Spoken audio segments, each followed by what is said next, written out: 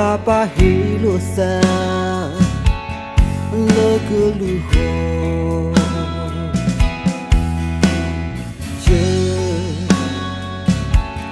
je no city de senya ta no to me yo mo che je parti well que no poche ne che ne lo staro ma ti pa do yo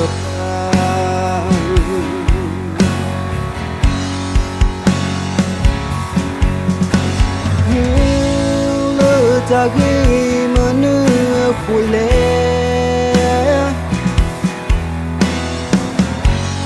je no do to li je do pinya ke ye yo papa filo mani khule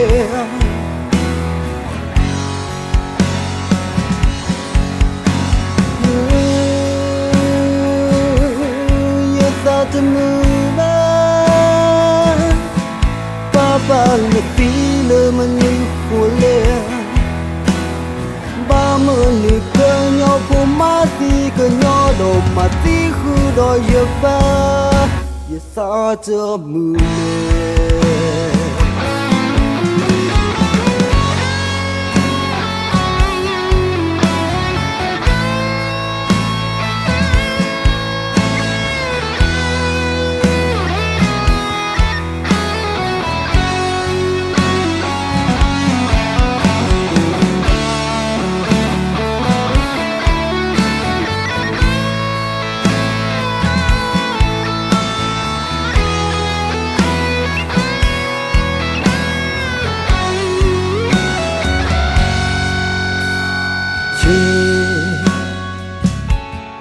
je papa hilo sa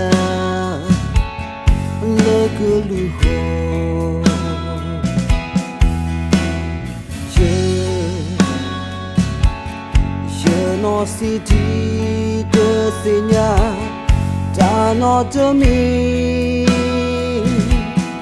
yo mo che je parti well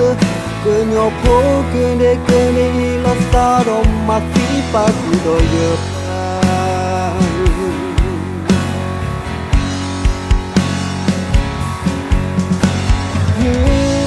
le ta ge manu khule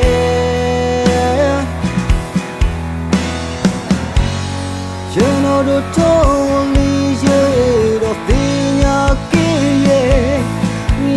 papa filo mani khule